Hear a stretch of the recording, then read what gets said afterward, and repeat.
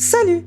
Bienvenue sur le podcast Au détour de toi, qui dans sa saison 2, en parallèle de sa saison 1, explore de très près ou d'un peu plus loin les sujets qui touchent à la reconversion professionnelle dans la perspective de la co-création du nouveau monde.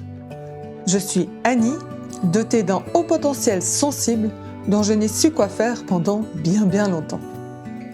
Aujourd'hui, en tant que coach et éveilleuse, j'accompagne d'autres hauts potentiels sensibles à se reconnecter à leur être profond, leur mission d'être, afin d'entamer leur reconversion professionnelle pour une vie alignée, pleine de sens et co-créatrice du nouveau monde.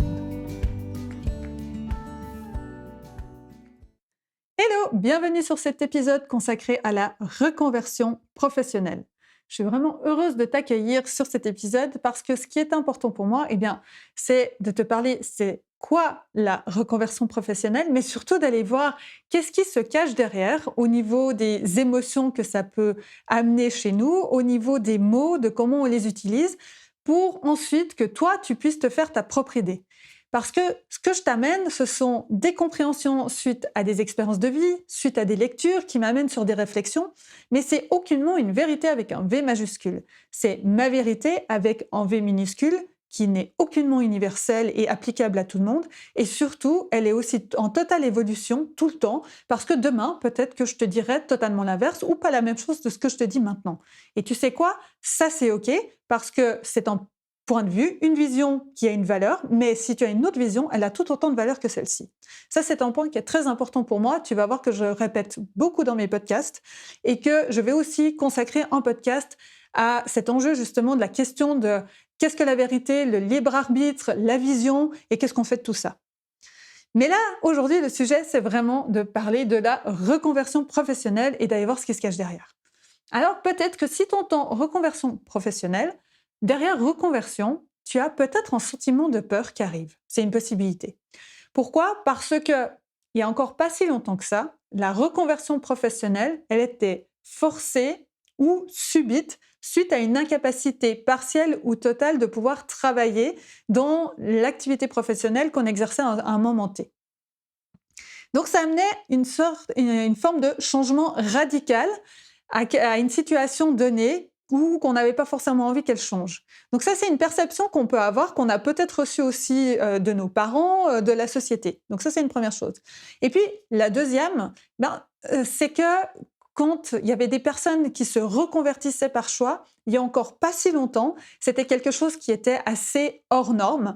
Et donc, on avait un peu tendance à regarder ces personnes, à les juger, de leur dire qu'elles ne faisaient pas comme les autres, pas comme il faut.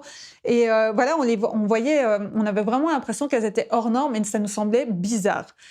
J'en parle en on, mais je pourrais parler en je. Moi, c'est ce qui m'arrivait. Je me souviens que j'en ai eu croisé de dire ah mais quelle idée d'avoir changé et tout. Enfin voilà. Donc j'étais dans ce jugement-là. Donc c'est pour ça que je peux aujourd'hui t'en parler aujourd'hui avec du recul parce que c'est des observations, des jugements que je pouvais avoir. Et puis aussi, pourquoi ça peut faire peur, ce mot reconversion dans cette optique-là, d'avoir vu d'autres changer par choix et d'avoir été dans ce jugement, eh bien ça nous ouvre toute la question de la peur du regard de l'autre. Qu'est-ce que l'autre va penser? Et ça peut être quelque chose de bloquant. Et ça l'a été pour moi, ça l'a été encore il n'y a pas très longtemps jusqu'à ce que je puisse, ça l'est encore d'ailleurs, mais jusqu'à ce que je puisse mettre des mots sur ces podcasts, j'étais encore beaucoup dans cette peur, mais qu'est-ce que va penser l'autre? Alors qu'aujourd'hui, finalement, peu importe ce qu'il en pense, moi, ce qui m'importe, c'est justement de pouvoir amener certaines choses, transmettre certaines choses au monde. Maintenant, ce que l'autre en fait, comment il le voit, je ne suis pas responsable de ça. Donc, tant pis, on s'en fout en fait. Voilà. Donc ça, c'était qu'est-ce que ça peut venir chercher, qu'est-ce que ça peut engendrer? Ça peut engendrer un sentiment de peur, cette idée de radicalité du changement ou de la peur du regard de l'autre et de son jugement. Maintenant, ce qui est intéressant, c'est qu'aujourd'hui, on observe de plus en plus de personnes qui se reconvertissent. Ça a été mon chemin. Alors, la mienne, elle a été radicale, mais c'est pas la même chose pour tout le monde. C'est ça qui est super intéressant aussi. Et donc, aujourd'hui, pourquoi il y a de plus en plus de personnes qui font ce choix de se reconvertir? C'est parce qu'elles cherchent à aller vers plus de sens à leurs actions, à leur activité, à leur contribution peut-être aussi au monde et de se sentir plus en phase avec leurs valeurs. C'est une tendance qui est plus marquée aussi chez la génération Y, Si tu prends Y en anglais, ça veut dire le why, la génération du pourquoi. Donc, c'est celle qui est née plus ou moins entre les années 1980 et 2000. Et c'est celle qui a commencé à tirer en avant cette idée de dire, bah, nous, on veut pas travailler pour vivre, mais on veut vivre pour travailler.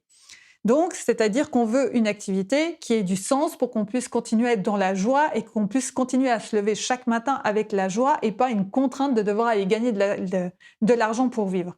D'ailleurs, les mots gagner de l'argent, gagner sa vie, travailler pour vivre, ça va être des mots que je vais reprendre dans un prochain épisode aussi sur justement tout le vocabulaire qu'on utilise par rapport à comment est-ce qu'on définit la vie et la vie par rapport au travail.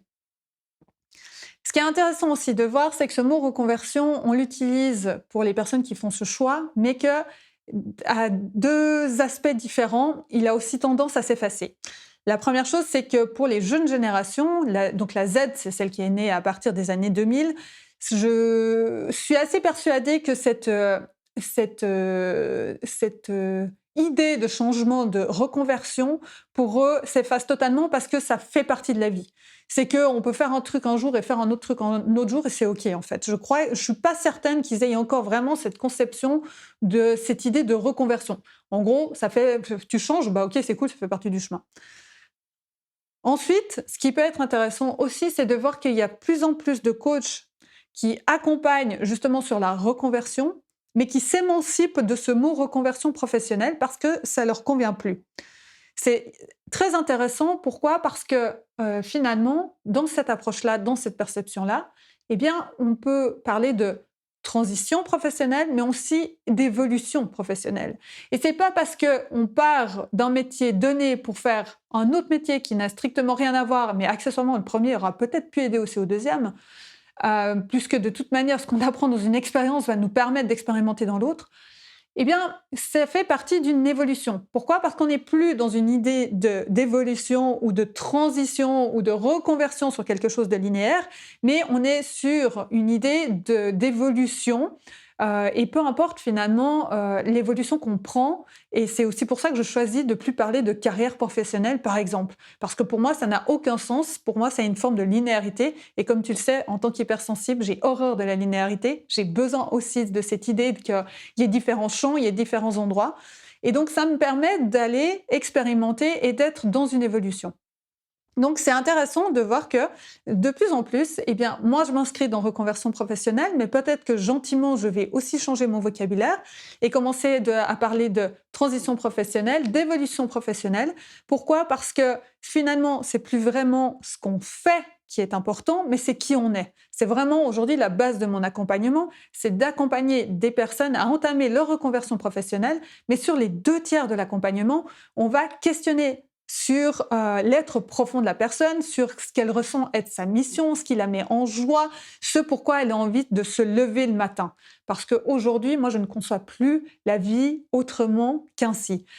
Et donc, il y aura un prochain épisode aussi, parce qu'il y en a tout plein, qui va se consacrer aussi à qu'est-ce que tu veux vraiment pour ta vie. Ça, vraiment, je vais arriver peut-être avec des questions confrontantes, mais ce sera aussi le sujet d'un prochain épisode.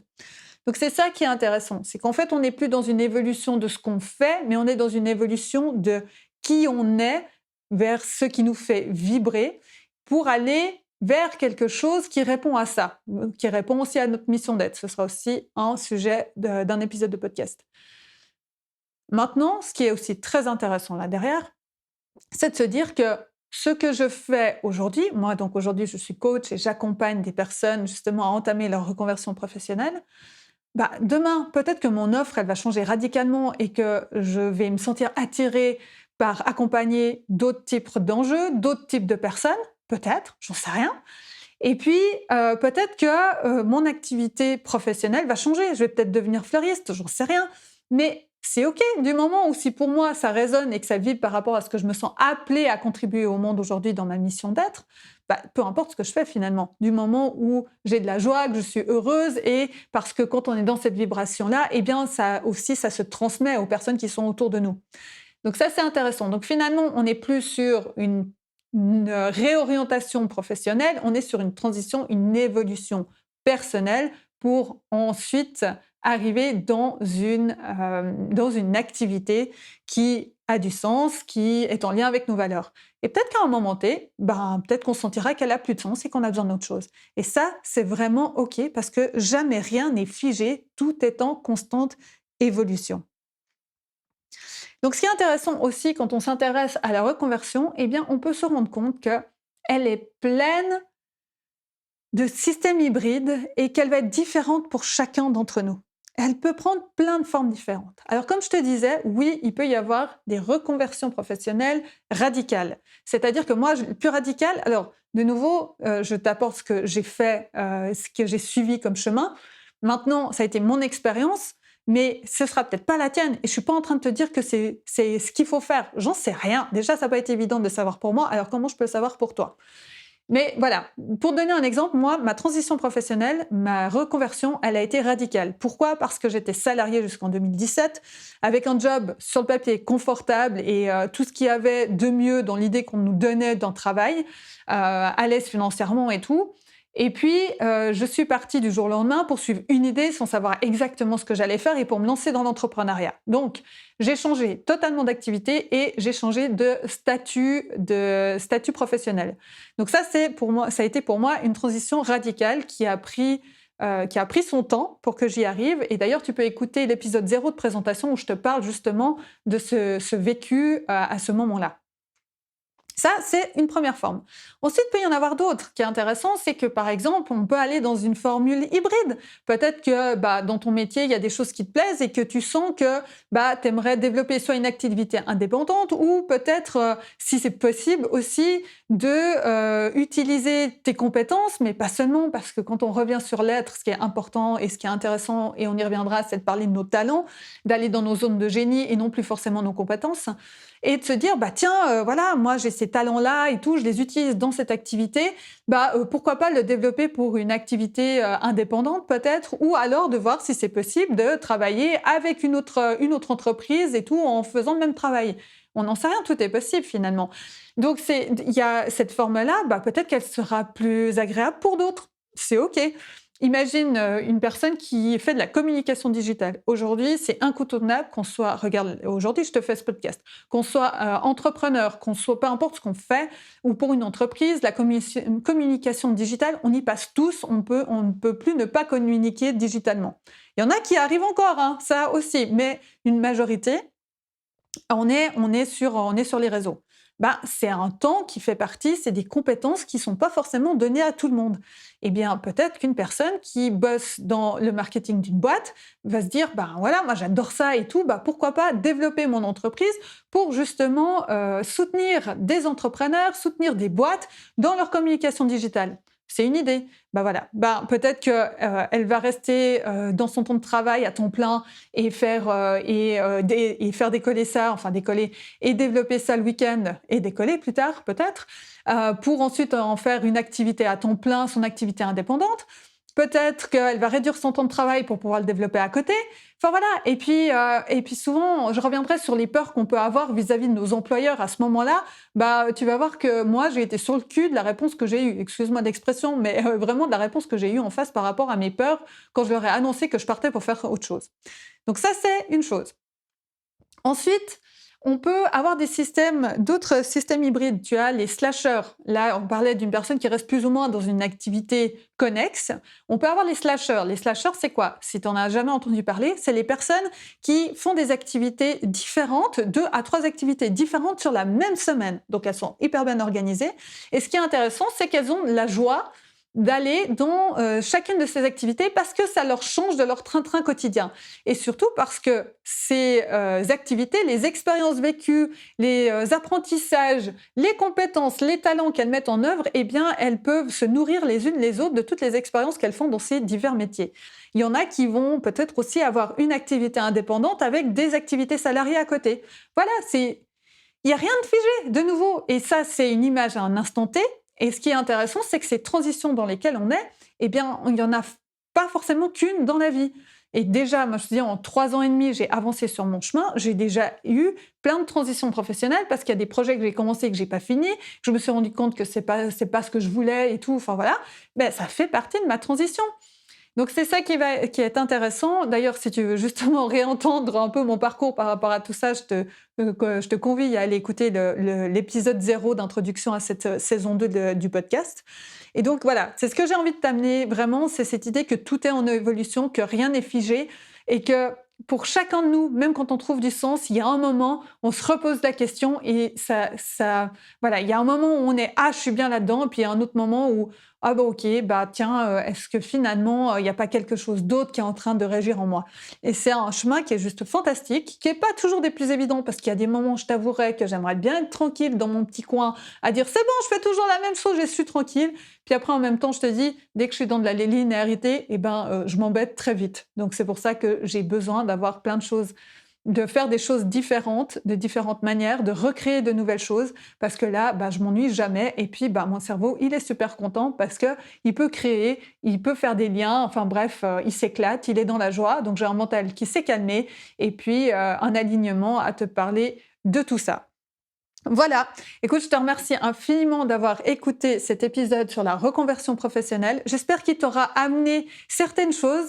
S'il y a des émotions qui sont arrivées quand tu l'as entendu, ça peut être intéressant aussi de te questionner. Tiens, ok, qu'est-ce qui est venu, qu'est-ce que ça a réveillé chez moi comme émotion? Parce qu'il y a des informations là derrière. C'est ce que j'aime beaucoup questionner aussi dans mes accompagnements en coaching. Et puis, voilà, j'ai juste envie de te remercier et de te donner rendez-vous pour le prochain épisode. À très bientôt, bye bye. Je te remercie infiniment pour ton écoute. Si ce podcast t'a inspiré, t'a plu, je t'invite à le soutenir en laissant des petites notes sur ta plateforme d'écoute préférée ou 5 étoiles sur Apple Podcast pour le faire gagner en visibilité et le faire connaître à de plus en plus de personnes. Partage aussi le podcast sur tes réseaux sociaux, notamment en stories sur Instagram, pour que d'autres personnes puissent le découvrir et être inspirées par les différentes thématiques abordées. Tu peux retrouver le lien vers mon profil Instagram dans la description de l'épisode. Merci beaucoup pour ton écoute et à tout bientôt pour le prochain épisode du podcast Au détour de toi.